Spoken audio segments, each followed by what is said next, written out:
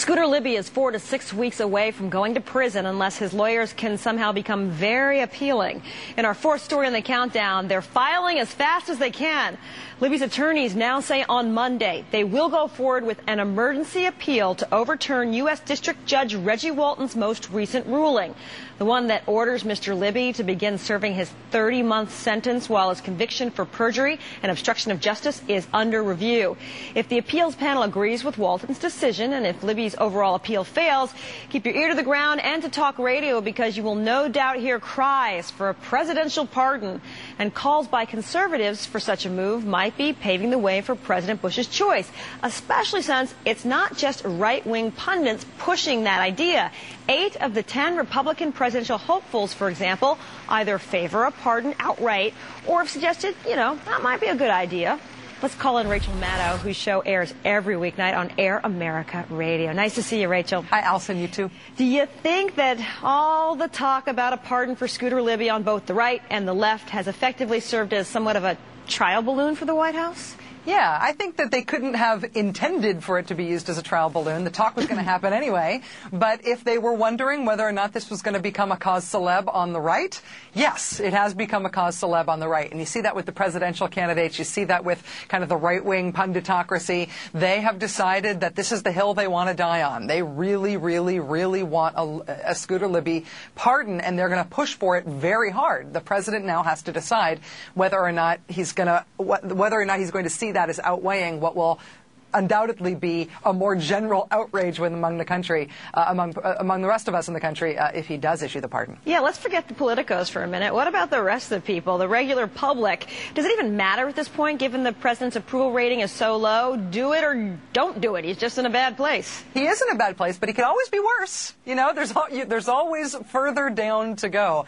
And you can just imagine some of the things that people would say. First of all, it's all these issues about the rule of law, lying and obstructing justice. But there's also a history for Bush personally with this. I mean, Bush refused to pardon Carla Faye Tucker, remember, back in 1998, when people, Christians as diverse as the Pope and Pat Robertson, were calling for her to be pardoned. Bush refused and made sure that she was the first woman executed in Texas since the Civil War. Him not pardoning Carla Faye Tucker, but pardoning Scooter Libby? I mean, that's the kind of comparison that Bush is going to have to weather. And yeah, his approval ratings are bad, but they can always get worse. Now, this idea has been suggested most recently in Slate that Mr. Bush pardoning Libby might actually boost his ratings a bit and win back some of the conservative support, that kind of a kiss and make up for, say, his immigration plan that has so many of his base folk all up in arms. Well, you never count them out in terms of the crazy decisions. He could decide to go for broke and give Scooter the Medal of Freedom. At this point, he has to decide how important the tiny remaining slice of his base is to him versus his overall legacy and versus what could still be a very uncomfortable remainder of his second term.